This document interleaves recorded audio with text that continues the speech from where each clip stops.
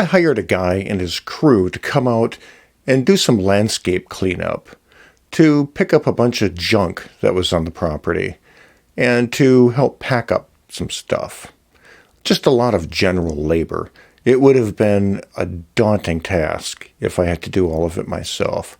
So I'm really thankful that I was able to find a guy and his crew to come out and do all of this work. Now, did they do a good job of it? Not too bad. Did they exceed my expectations? No, not really. There were some rough edges.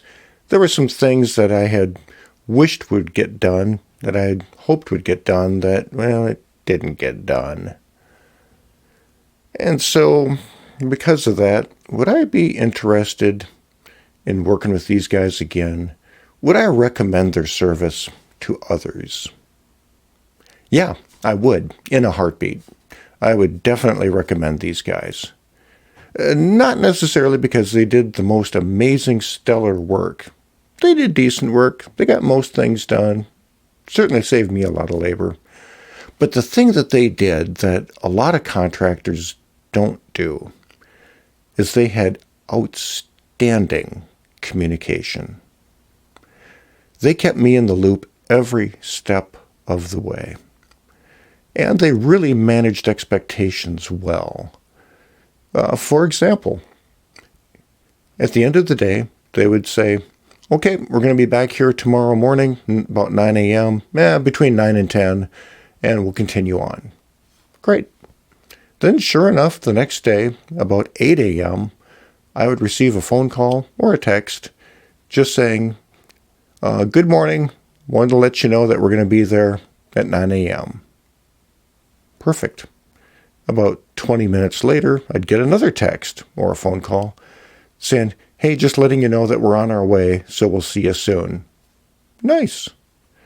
And then 10 minutes to 9, I'd get another text saying, by the way, we ran a little bit late. We had to stop and get some fuel, but we'll be there about 5 after 9. And then they would arrive when they said they would.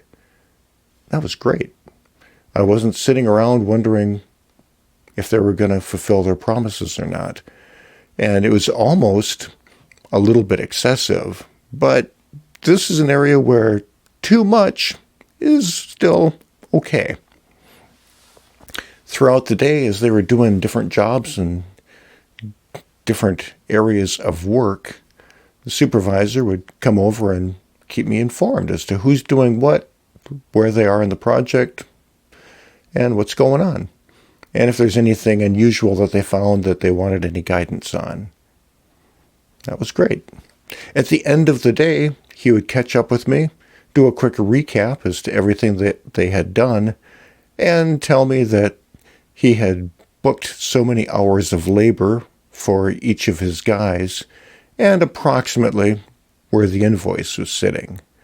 So after a few days, when he actually submitted the invoice, it was no surprise. He kept me informed about the job. And because of that level of communication, I had a whole lot less concern about the job as the client. And it was really refreshing. And because of that, I would be happy to work with him again. Even if their work wasn't perfect, even if some things they weren't able to get to, at least I felt in control of the job, and I felt like it was well managed. I've worked with so many other people who didn't communicate that well, and sometimes you feel like, are things really under control? And then at the end of the job, maybe you get surprised at what the invoice is. And as a customer, surprises are never good. As a boss, as a supervisor, again, surprises are not really very welcome.